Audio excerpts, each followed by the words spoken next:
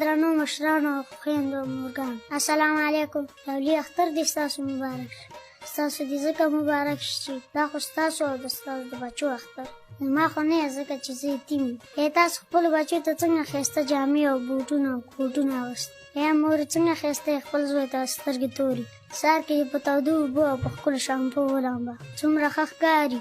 ګوره مور ته خبره چې زما چې پلار ژوندی و زه هم ډېر نازولی وم. ما به هم ستا د زوی په شان کالي اغوستل. مور به راته هر وخت سترګې تورول. ستا د زوی په شان یې نازولی. خو ګوره دا څو کاله کېږي چې په یو اختر کې مې هم نوي کالي نه. تېر اختر کې د ملک ماما ښځې د خپل زوی زاړه کالي رالیکل. هغه مې راته مور ووینځل وامې غوستل.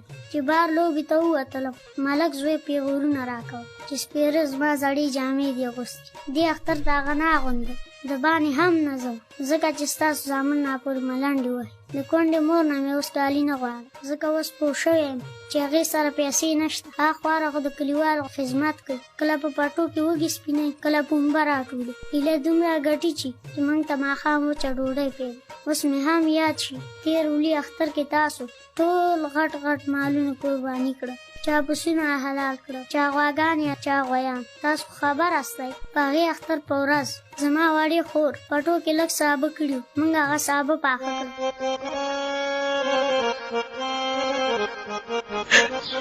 تاسو بیا میاشتو میاشتو پورې هغه غوښه خوړله. خیر دی څه پروا نه کوي. ستاسو قرباني خدای قبوله کړي. خیر کو ټوله ځان ته خورئ.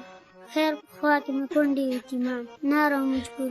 تاسو وخاندئ خوشحالۍ وکړئ. زه به په مخه نه درځم ځکه چې اختر په خوشحالۍ کې مو سفر ګرانه شي. په ما هم چېرته زړه ونه سوځي. دې اختر کې خو موږ کره هېڅ هم نشته. مور مې هم ناروغ. زه خو تر اوس کالي نه غواړم. خو کشرۍ خور مې نه پوهېږي. هغه ورته سر ته ناسته. هغه ورته سر زوی کوي. جامې تر غواړي. مور مې ورته یوازې ژاړي. خور مې ورته وایي چې کاکا خپل لورګانو ښایسته ښایسته جوړې راوړي. ښکلې پیزارې ورته اخیستې. خور مې ورته وایي چې زما پلار چېرته دی موږ ته هم کالي راوړي. زه ورته وایم خورې زموږ پلار مړ دی. نور خلکو څه کوي؟ کاکا هم په موږ پام نه کوي. خیر ته جامې مه غواړه. زه چې لږ غټ شم تري به وکړم تا ته به جامې واخلم. هو رښتیا هغه بل اختر کې مې حاجي صاحب ته وویل ستا موټر به درته وینځم 10 روپۍ راکړه. هغې په مخ څپېړ راکړه راوشړه. ما ویل زه که موټر ورته وینځم یو 10 روپۍ راکړه. وړې خور ته به بنګړي واخلم. دې اختر کې مې دا د مور مریضه موږ سره دوا پیسې نشته. پرون ډاکټر صاحب ته ورغلم. ما ورته ویل مور مې مریضه دوا راکړه. چې را روانېدم ویل چېرته لاړې؟ پیسې راکړه. ما ویل پیسې خو نشته. دوایي رانه بېرته واخیستې یو څپېړه یې ووهه. زه خیر دی دا وخت به هم خدای تېر وي. خو نور څوک نشته او خدای خو مې شته.